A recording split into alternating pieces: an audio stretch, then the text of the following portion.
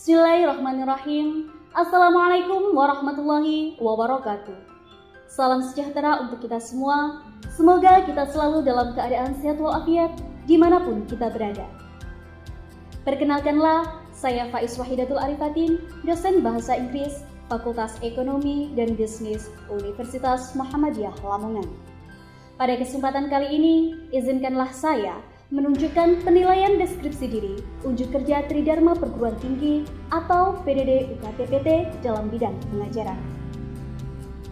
Sesuai dengan bidang keilmuan yang saya dalami, yakni pendidikan bahasa dan sastra Inggris, dalam riwayat mengajar saya mengampu beberapa mata kuliah, diantaranya Bahasa Inggris 1, Bahasa Inggris 2, Bahasa Inggris untuk akuntansi, dan juga Bahasa Inggris untuk manajemen. Di sini, saya akan menjelaskan terkait dengan mata kuliah yang saya ampu pada prodi akuntansi, yakni Bahasa Inggris untuk akuntansi.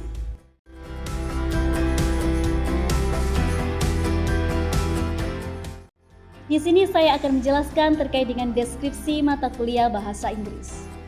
Mata kuliah Bahasa Inggris ini memiliki bobot 2 SKS yang berfokus pada keterampilan reading, writing, listening, speaking, penguasaan kosakata, dan tata bahasa. Seluruh materi didesain untuk mengaktifkan pengetahuan dan keterampilan berbahasa Inggris dalam konteks ekonomi dan bisnis, khususnya pada bidang akuntansi. Teks-teks bacaan akan mengaktifkan keterampilan dasar membaca seperti pemahaman teks melalui ide pokok dan konteks. Keterampilan kosakata akan diasah melalui serangkaian kegiatan latihan kosakata dan daftar istilah. Selanjutnya, keterampilan tata bahasa dipelajari melalui pemahaman dan identifikasi jenis-jenis pola tata bahasa.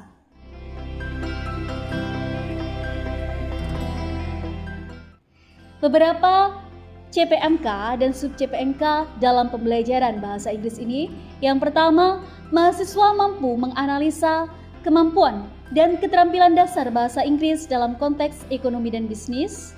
Yang kedua, mahasiswa mampu mempraktekkan keterampilan dasar bahasa Inggris dalam konteks ekonomi dan bisnis.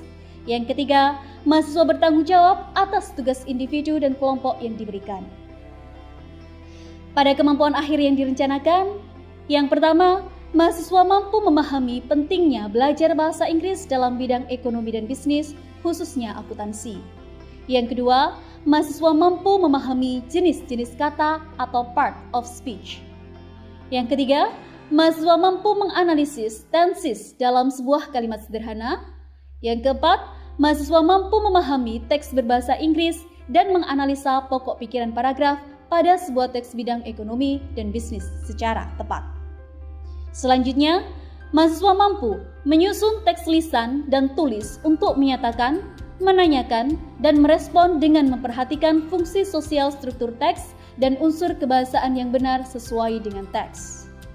Dan yang terakhir, mahasiswa mampu menyusun teks sederhana dengan berbahasa Inggris yang sesuai dengan konteks ekonomi dan juga bisnis.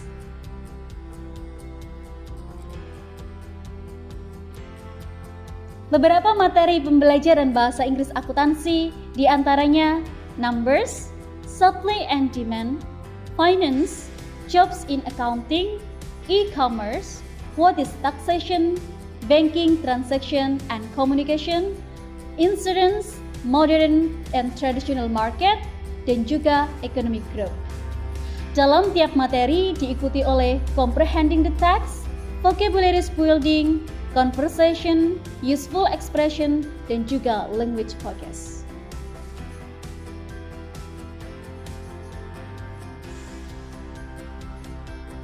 Teknik pembelajaran yang akan saya uraikan ada 3 aspek. Yang pertama yakni delivery, yang kedua interaction, dan yang ketiga assessment atau disingkat dengan DIA. Delivery yakni teknik bagaimana penyampaian teknis dalam pembelajaran. Interaction yakni bagaimana mahasiswa menerima, menerapkan, dan berinteraksi. Assessment yakni bagaimana saya mengukur atau menilai hasil belajar mahasiswa yang sudah kita sepakati di awal perkuliahan. Pendekatan DIA tercermin dalam pembelajaran, di antaranya delivery. Saya menggunakan beberapa referensi buku dalam pembelajaran, di antaranya Career Path Accounting by John Taylor dan Stephen Palter, English for Economic Education, juga beberapa buku grammar seperti English Grammar in Use karya Murphy Raymond dan beberapa buku ESP yang sesuai dengan program studi akuntansi. Metode pembelajaran yang saya gunakan cukup bervariatif, menyesuaikan dengan aktivitas di dalam kelas dengan topik yang sesuai. Di antaranya, metode ceramah, diskusi tanya jawab, collaborative learning, role playing, project-based learning, dan problem-based learning untuk memperkuat critical thinking mahasiswa. Pada aspek interaction, saya berinteraksi secara langsung alias tatap muka dan juga memanfaatkan teknologi aplikasi pembelajaran atau learning management system seperti Google Classroom dan juga WhatsApp. Dalam Google Classroom dan juga WhatsApp, saya menggunakannya untuk sharing materi, informasi, dan berdiskusi lebih lanjut. Dalam Google Classroom juga, saya dapat menugaskan mahasiswa sesuai dengan topik perkuliahan dan kemudian saya dapat menilai dan juga memberikan feedback. Hal ini tentu saja berkaitan dengan assessment. Pada aspek assessment, dalam memberikan penilaian akhir dari hasil belajar mahasiswa, saya menyesuaikan dengan kontrak perkuliahan yang sudah kita sepakati bersama. Terkait kehadiran dan juga penilaian, yakni attendance, quiz and daily performance 20%, assignments 30%, middle test 25%, dan final test 25%. Beberapa contoh assignment dalam mata kuliah bahasa Inggris diantaranya tugas project berkaitan dengan speaking dengan mempromosikan tempat atau benda yang kemudian diupload dalam sosial media seperti akun sosial media YouTube dengan tagar Vlog Promotion Task FEB Umla. Dalam kemudian ini saya telah mempublikasikan jurnal nasional terakreditasi Kemendikbudristek dengan judul Improving Student Speaking Performance Through Digital Vlog Media. Selain itu, mahasiswa kami minta untuk membuat mind mapping sebagai outline untuk presenting atau writing paragraf sederhana, menemukan artikel atau jurnal berbahasa Inggris terkait dengan accounting untuk kemudian dianalisa tata bahasa yang digunakan. Saya juga menggunakan quizzes dan juga Kahoot dalam memberikan kuis terkait dengan language focus yang saat itu dipelajari. Dan demikianlah penjabaran terkait mata kuliah bahasa Inggris untuk akuntansi. Dan berikut adalah cuplikan pembelajaran di dalam kelas. Okay guys, let's begin the class for today. Bismillahirrahmanirrahim. Assalamualaikum warahmatullahi wabarakatuh. Waalaikumsalam warahmatullahi wabarakatuh. Hello everyone.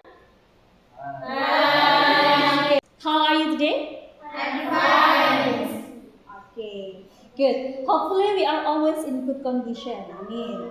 Okay guys, last meeting we have already discussed about numbers. Did you still remember about numbers? Yes? Yes. See this one related to our topic today. What is it about? Supply and demand. I have some questions to you. Guys, do you like shopping? Yes. And then, actually, how much money do you spend when you go shopping? Anyone? Okay, Adin. 5,100 rupiah. 5,100 rupiah. 500,000 rupiah. 500 rupiah. Next, what do you prefer actually, guys? Domestic to overseas product? Anyone? Okay, Salis, please. Actually, I like both, but I prefer like to domestic or local product. Why? Because in my opinion, it's one of our forms of loving domestic product and make and giving confidence to the domestic entrepreneurs that their product is not inferior to import products. Okay, good job. It is a conversation between the vendor and the customer. So, it is kind of a bargaining thing that act of the market. And I want to all of you or one of you to make a practice related to conversation or a dialogue. So the students, anyone want to practice the dialogue? Okay, Vela, and? Okay guys, listen to the conversation between the vendor and the customer. Assalamualaikum warahmatullahi wabarakatuh. What can I do for you today? Waalaikumsalam. This is quite lovely. Where was it made? I see you have excellent taste. Yes, this is beautiful, isn't it? It's local pottery. I think it was painted here by a local artist. It's really something. Do you have anything else by this artist? Well, how about this year? I had the profit just this morning. Yes, these are really nice. What about the prices? Obviously, it depends on what you would like to buy. The plate that you were first looking at cost $50. $50? That's quite expensive. I can't afford that. Listen, I can see that you're in love with that plate. Let's just make it $45. I really like to take this home with you. How about 35? I really can't go any higher than that. I really can. Well, 38 is actually the most I can spend. Here you are. Here you are. Thank you very much. Thank you. Have a nice day. Have a pleasant day. Let's give applause anybody. Fun of bargaining. Do you usually do bargaining when you do shopping? Ya, ketika kita menanyakan suatu harga dalam bahasa Inggris, tentunya ada some expression related to that. So now please see this one. Here are some expression or some useful expression when asking about the prices. Yang pertama, kita bisa menggunakan dengan kata-kata how much is it? Ya, how much is it? Or yang kedua, how much does it cost? And then, how much is that all together? Setelah itu ada how much do these pants cost? Jadi some expression ini biasanya digunakan untuk apa? Menanyakan harga. Oke guys, boleh saya minta contoh terkait dengan bagaimana teman-teman kira-kira bertanya terkait suatu harga? Is any one of you who want to make a sentence? Okay, Mirza. Who want to ask? Okay, miss. Okay, kepada looking ya. Okay, now listen carefully to Mirza. How much does your clothes cost in? Okay, My dress is 150 rupiah and my pants is 90 rupiah. 90 Yes. rupiah. Yes. 90 rupiah aja. Oh, 90,000 rupiah. Okay. Mirza, expensive or inexpensive? Expensive. Expensive, okay. It's quite expensive, miss, for me. By the way, Mirza, kalau itu expensive, how much does your trouser cost? Maybe 80,000. 80,000 rupiah. Jadi cuma beda 10.000 rupiah doang. Okay. Thank you, Mirza and Luki. See again related to the conversation or dialogue. Di dalam dialog itu tentu saja ada yang namanya kalimat, ya. In bahasa Inggris namanya adalah sentence. Nah, sentence dalam bahasa Inggris itu kita bisa menggunakan berbagai macam tenses. Tenses apa saja yang teman-teman ketahui? Simple present, Anda? Simple past, continuous. What else? Future. Iya, ada simple future tense juga. So, there are so many tenses in bahasa Inggris, right? So guys, see this one. Kira-kira tenses apa yang digunakan di dalam conversation yang ada? It depends on what blah blah blah. It depends on blah blah blah. Kira-kira simple apa yang digunakan verb kemudian dengan tambahan s? Simple present tense. Bagaimana sih terkait dengan simple present tense itu? Di beberapa aspect of time dalam simple present tense itu ada every, ada once a week, ada usually, always, often, never, atau sometimes. Guys, tenses dalam simple present tense ini ada 3 kategori. Yang pertama ada positive, yang kedua ada negative, dan yang ketiga ada interrogative. Kalau interrogative berarti kalimat tanya. Kita menggunakan subject, and then verb 1, and then plus s or es dalam kategori tertentu, baru kemudian object, and then the complement. Di sini ada apa saja? Yang pertama ada she, kemudian he, and then it, dan juga name of person. Jadi kalau ada subjeknya she, he, it atau nama orang dan nama orang itu tunggal, maka kita harus menambahkan s atau es di dalam kata kerjanya atau di dalam verbnya. Kemudian without s atau es, tanpa s atau es di dalam verb, jika mana subjeknya ada apa saja itu? I, you, they, dan he. Oke. Jadi ini adalah kategori yang dengan tambahan s atau is, dan yang sebelah sana adalah kategori tanpa tambahan s ataupun is. Example, contoh ya. Contohnya apa? He reads a newspaper every morning. Verbnya atau kata kerjanya adalah kata read. Kemudian subjeknya he. Karena subjeknya he, that's why read-nya dengan tambahan s. Good job. Kalau dalam bentuk negatif, jadinya adalah he does not read a newspaper every morning. Nah, di sana yang saya beri warna merah ada kata read tanpa tambahan s, nggih? Iya, karena apa? Yap, sudah ada does di sana. He does not read a newspaper every morning. Kemudian setelah itu bentuk interrogatif. Does he read a newspaper every morning? Karena bentuknya negatif, that's why does-nya ada di awal. Pertanyaan semacam ini jawabannya ada dua. Yang pertama, yes, he does. Atau kalau no, he does not. Oke. Contoh selanjutnya, they play football every Sunday. Guys, see. Kalau read-nya yang pertama itu dengan tambahan s, sedangkan play-nya yang berwarna merah itu tanpa tambahan s, kenapa by the way?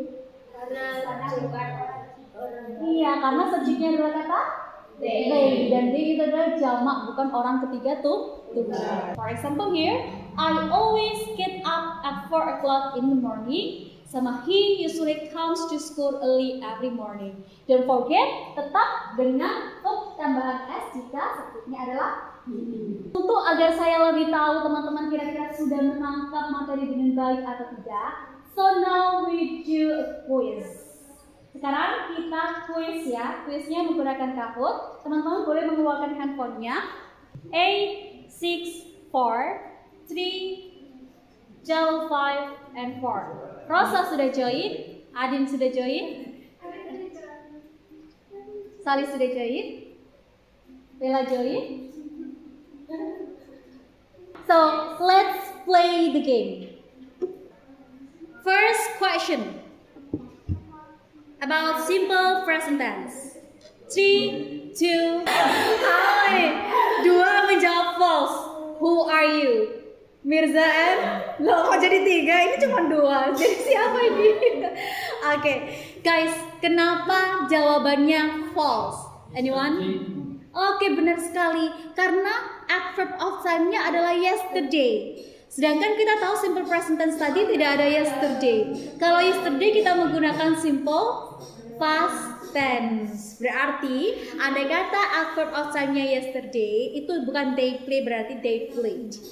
Namun kalau ini simple present gak boleh menggunakan yesterday. Next. Oke.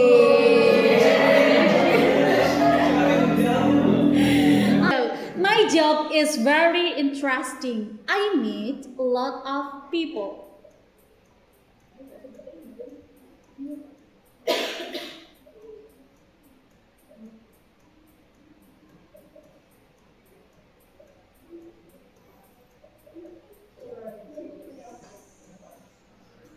Masih ada yang salah. 12 jawaban true dan 3 jawaban false. It is true, guys. My job is very interesting. I meet a lot of people. I meet a lot of people. Subjeknya adalah I.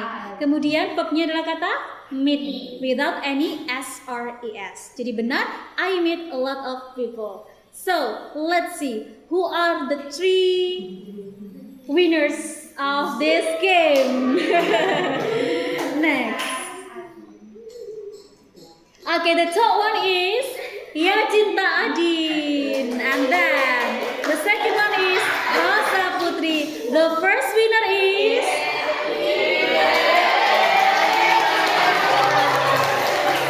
say hi, Mirza. Thank you. Do you enjoy the quiz? Yes. Alhamdulillah ya. Okay, the last activity for today, we are going to the next one. It is about the task of supply and demand. Ada beberapa vocabularies, the key vocabularies that you have to remember related to the task. The first one is, what is it? Supply. How do you pronounce supply? Supply, ya. Follow after me, supply. Supply. Okay. Apa arti daripada supply? Persediaan atau penawaran. The next keyword is demand. Demand. Ya. Follow after me, demand. Demand. Okay. Demand artinya adalah Permintaan. The next one it is extra cost. What is it? Extra cost. Ya, extra cost di sini adalah bentuk daripada adjective atau kata sifat. Ya, ini artinya apa? Biaya tambahan. And then ada kata manufacture. Manufacture. Artinya adalah pabrikan. And the last one, the keyword is raw material. What is raw material is? Bahan mentah. Okay guys, this is a text related to the supply and demand, yang mana artinya dalam bahasa Indonesia adalah permintaan dan juga penawaran. Students, please make a group that consists of 5 up to 6 students, and then make a circle. First group is here, the second group is here, and the third group is there. Please discuss related to the supply and demand based on the text. And then, after you discuss with your friends, please all of you in each group make a statement or tell me what is it about or what is the main idea of the text. Do you get the point? Yes. Okay.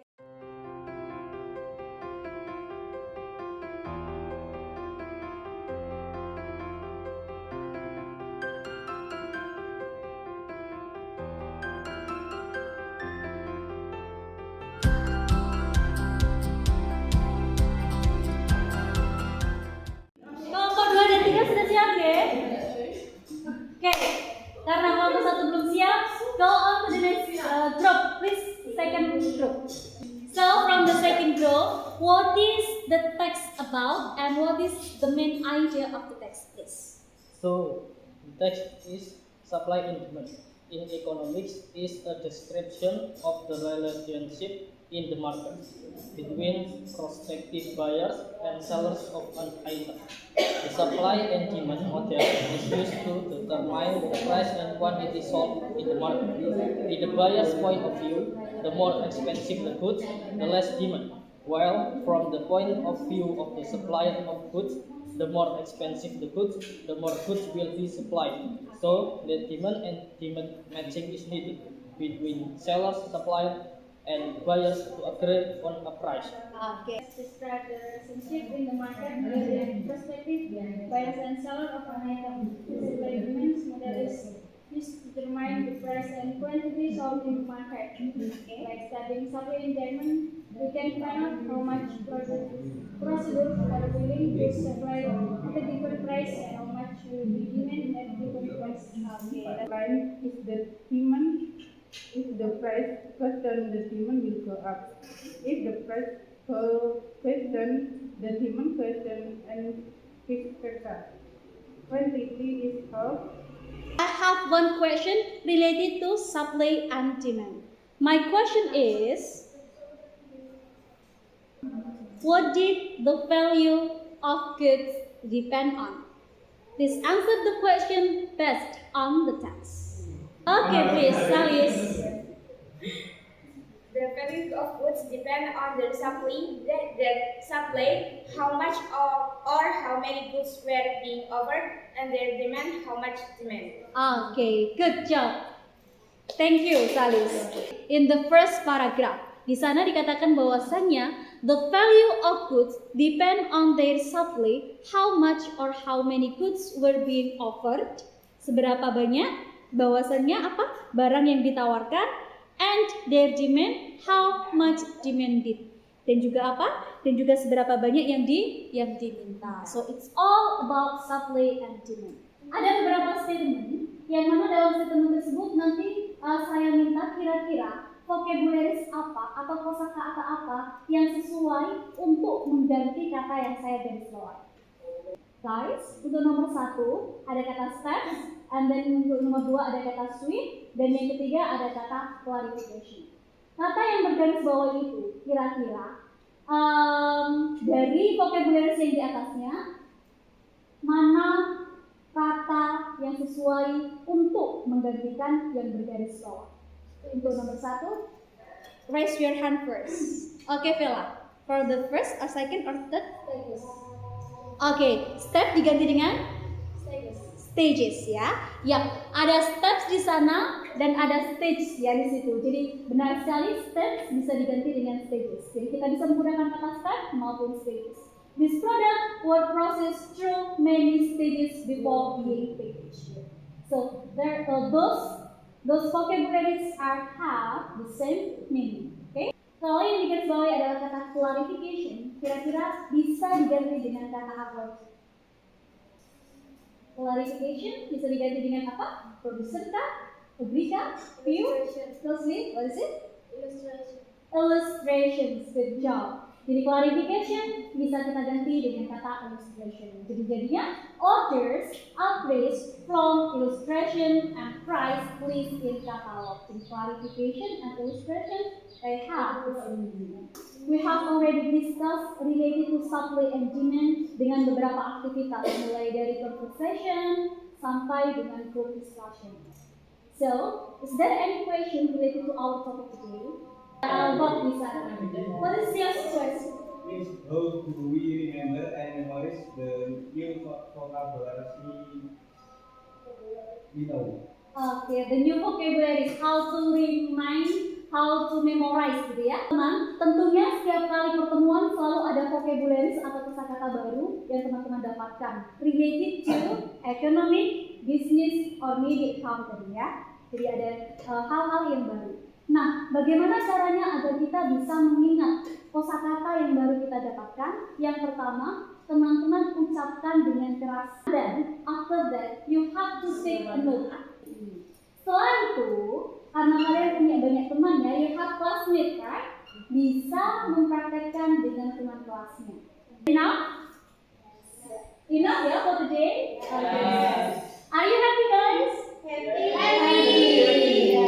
Semoga teman-teman bisa memahami dan mendapatkan kosakata-kosakata baru sehingga selalu diingat ya terkait dengan kosakata-kosakata dalam konteks ekonomi dan bisnis.